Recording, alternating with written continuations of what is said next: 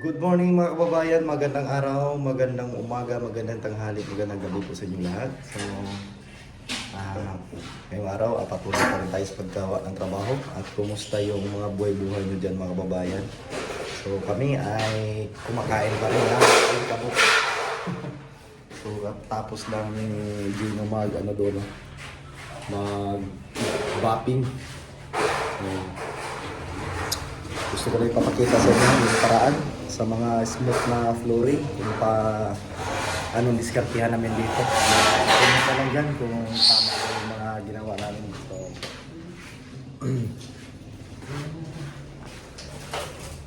mga kababayan, yung bibigyan natin yung mga diskarte namin dito. So, ito na.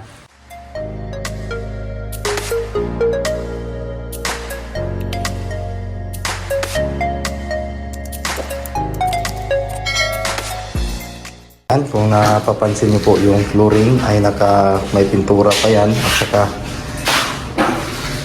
naka-smooth. So ang gagawin namin dito, ginawa namin dito is ayan, gamitan natin yan ng demolition hammer. So para mabutas-butasan natin kasi kung titik-tikan natin yan ng mano-mano ay matagal. So mabuti at nakabili po ako ng demolition hammer. So kahit medyo may kamahalan, so at least magagamit natin yan kung may mga project tayong katulad nito, yung mga kailangan balbagin. So gamit na gamit po yung tools natin na yun. So ito, at yan ay papahiran po yan ng ready fix at saka adhesive para kakapit talaga yung tiles natin. Kasi yung tiles natin na ginagamit dito, yung binili ng dito is ginawa ko lang dito. Ayan, nilagyan ng ready fix dito sa pinakalikuran at saka may halong tile adhesive. So kita nyo magaspang na siya. So nasa matuyo na, tuyo na din. So pati dito, yan po yung ginagamit. So itong mga tiles talaga na ito mga babayan, may mga posibilidad talaga to na magsiangatan kapag hindi tama yung pagka-preparasyon nito. Ayan. So ito po yung gagamitin dito sa kitchen. So ito po yung saging demolition hammer mga kabayan na binili. So tulad dito, binalbag namin yung floor dito para makapag-drop kami sa flooring ng pinaka-floor talaga. So dinrap namin itong dito sa may CR. Ito na po yung pag-layout. So kung kikita nyo may taxi dyan. So hindi na kinuha ko yung eskwalado kasi hindi na eskwalado. So kinuha ko na lang yung pantay, yung magiging siruho niya bawat gilid. So bawat dito at saka doon ay magkasing laki lang sila mga kababayan. So dito lang ang yung may problema ng konti na hindi naman halata gawa ng binuo natin. So kung nakita nyo yan po yung kagabit natin sa pinaka pintuan. So dito ako nagsimula para makuha ko yung align. Dito ko nagsisimula mga kababayan sa pinaka entrance. At patuloy na yan hanggang dito. So at ito ay na ito mga kababayan, nakatiktik or ginamitan ng demolition hammer para magiging may butas-butas yan para kakapit yung natin dyan. So punta tayo doon sa isang kwarto. Ayan, papasok tayo dito mga kababayan. So, ayan, tapos na po ito. So nakapit na po yung pintuan. So binalik ko lang yung pintuan nila. Itong pintuan na ito mga kababayan ay ang kahoy nito ang pinakagilid lang. So yung dito is yung lawanit. So ayan, kita nyo po. Ito lang po yung kahoy nito is yung pinakagilid. So binalik na lang namin yung dating pintuan dito. Wala pa sigurong budget yung may-ari. So dito, ayan, tapos na din to.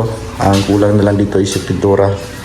So ayan, nakabit na din yung bowl. So ito lang, ganito lang kaliit yung magiging nila dito, CR bowl. At naglagay na din kami ng naglagay na din kami ng patungan ng sabon nila dito. So at least may mga lalagyan sila ng mga sabon kahit maliit. So at ito, maluwang-luwang na. So nakabit ko na din yung pintuan. So yan, kita nyo po yung PVC door. Ayan. Nakabit na at yung floor drain, ayan, naka-clippy po siya mga kababayan para yung tubig talaga ay diretso dito sa pinaka floor drain. So at dito may pusit dito. Ayan, pansin nyo po yan. May pusit na yan po, hindi pa nakakabit. So kakabit ko mamaya yung pusit dyan para talagang ready to use na po mga babayan para makalipat na din ang mga boulders dito pag natapos na po itong pinturahan para makalipat na din kami sa kanilang bagong sa ilang kanilang mga para makalipat kami sa mga kwarto na tinitirahan nila para masimulan na din gawa ng palipat-lipat na lang po dito kasi 2 room lang po yung bakante dito. So, mahirap kung papaalisin yung mga boulders. So, mas mabuti na palipat-lipat na lang sila. Ayan. So, dito sa CR, ayan na, malapit na po silang, sa septic, malapit na pong matapos. Ayan o. Kunting kimbot na lang at napakalaki ng septic. At dyan si Boss o. Boss Julius. Shout out, Boss. Kumakawan daw sa wala. Napakataas at napakalaki din ng septic. Ayan. Mga sis, mga day, mga sis, mga day, nandito si Baby Team Panday.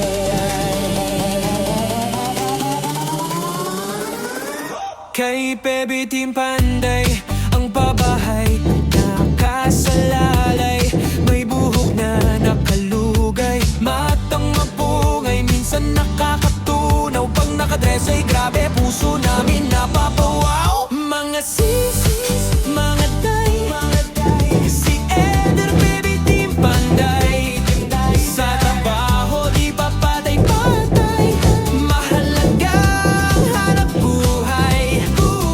Mga sis, mga day, si Baby Team Panday talagang idolo. Pag siyang gumawa at trumabaho, kahit minsan pagod, okay lang may smile sa dulo. Mabilis kumilos, di pa dalos-dalos, di pwedeng sukat ay kapos, kundi lagot kay bugong niyang boss. Palaban din sa kalokohan, pag hinamon agad susunggaban, alang-alang sa pamilya at mapasaya ang masa. Mga sis, mga day, si Eder, Baby Team Panday, sa trabaho di pa patay-patay, mahalagang hanap buhay. Salamat sa mga sponsor, natupad hiling sa Diyos at pabor. Munting tahanan ay natapos, kahit paano unti-unti nang nakaraon. Mga sis, mga day, ilugay ang buhok, sabay-sabay nang matuwa si Pugong Gahero, at sa Baby Team kayo ay panaro. Mga sis, mga day, ilugay ang buhok,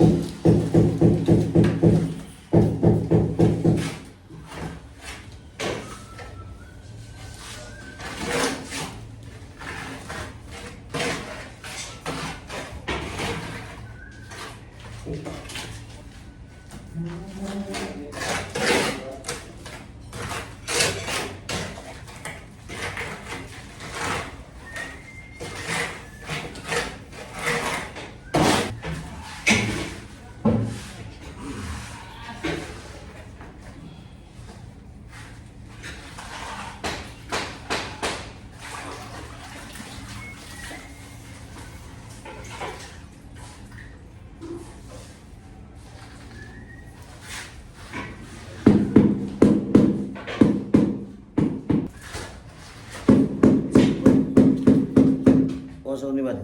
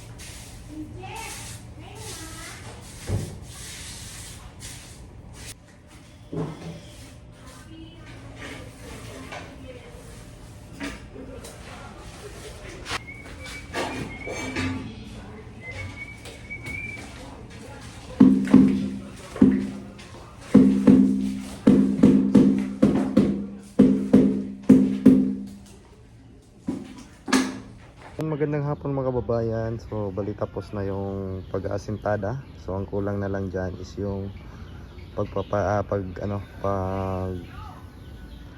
palitada. So papalitadahan pa po yan. So ang lalim.